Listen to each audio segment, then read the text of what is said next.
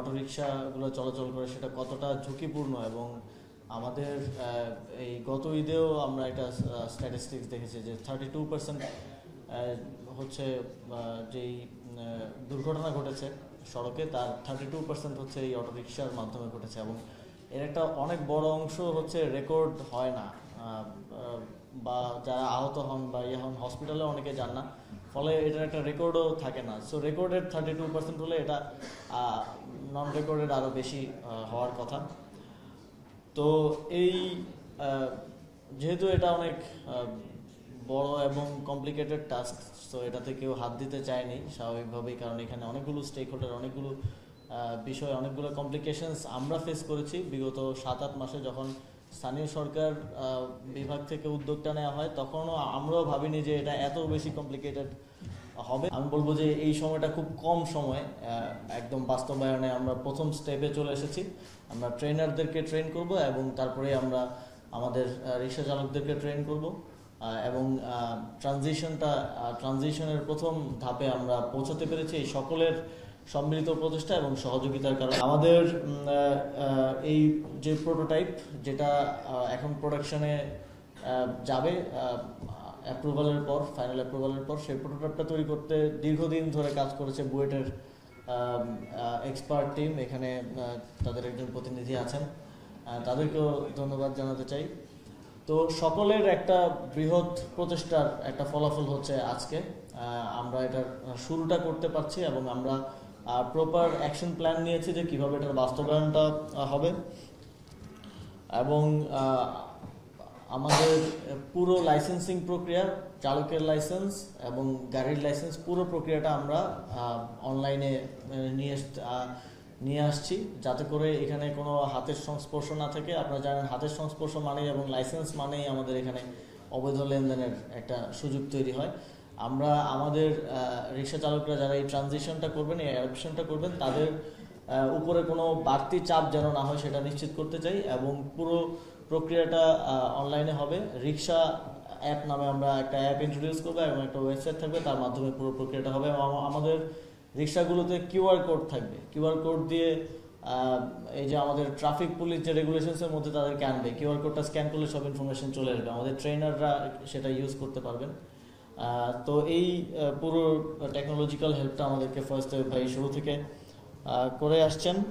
আমরা প্রাথমিকভাবে 2টা সিটি কর্পোরেশনের 2টা অঞ্চলকে রেগুলেশনসের মধ্যে নিয়ে আসবে, এবং ওই 2টা জোনে আমরা নির্দিষ্ট সংখ্যক, ওইটা অ্যাসেসমেন্ট করবে আমাদের 2 সিটি কর্পোরেশন, নির্দিষ্ট সংখ্যক অটোরিকশার মাধ্যমে শুরু করব। এবং এটা কখনোই আনলিমিটেড হবে না, এখন যেরকম কোনো নিয়ম নেই, তো আপনি চাইলেই কালকেও 10,000 রিক্সা ঢুকে দিতে পারবেন ঢাকায়। তো এইটা আমরা প্রত্যেকটা জোন ওয়াইজ নির্দিষ্ট থাকবে রিক্সা, এবং ওই রিক্সাগুলো ওই জোনেই চলবে। এবং এটার এখন যে তথাকথিত অবৈধ বলে তাদের উপর বিভিন্নভাবে নিপীড়ন করা হয়, ঘুষ চাওয়া হয়, কিংবা মাঝে মধ্যে শাস্তিমূলক ব্যবস্থাও যাওয়া হয়, এটা আর থাকবে না। যারা এই অ্যাডাপশন করে নেবে এই নতুন রিক্সাটা, তাদের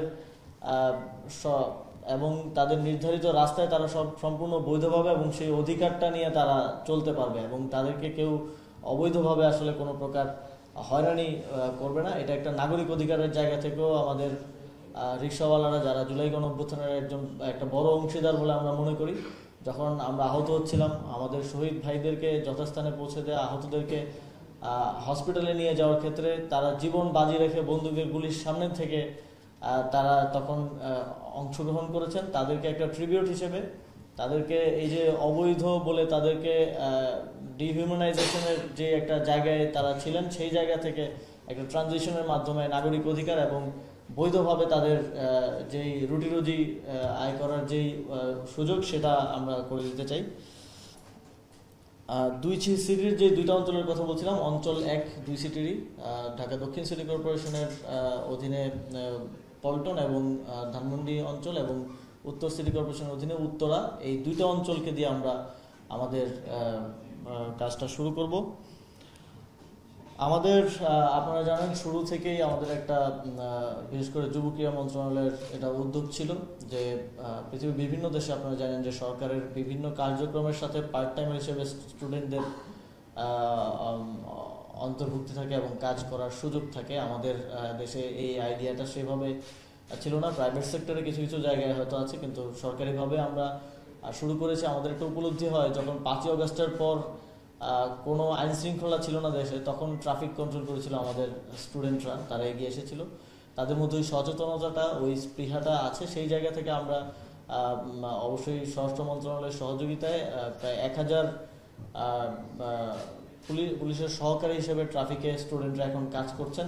একটা নির্দিষ্ট কর্মঘণ্টার বিনিময়ে একটা নির্দিষ্ট অনারিয়াম তারা পাচ্ছেন, এবং সেখান থেকেই ইন্সপায়ার্ড হয়ে আমরা আরও বিভিন্ন জায়গায় এটাকে এই ইয়েটা বাস্তবায়ন করতে চাই। সেই জায়গা থেকে আজকেও যারা মাস্টার ট্রেনার হিসেবে ট্রেনিং নেবেন, সেখানে একটা বড় অংশ স্টুডেন্টরা আছেন, এবং এখানে পুলিশের সদস্যরাও ট্রেনিং নেবেন, এবং তারা পরবর্তীতে আমাদের রিক্সা চালকদেরকে ট্রেন করবেন এবং লাইসেন্স প্রাপ্তির জন্য তাদেরকে প্রস্তুত করবেন।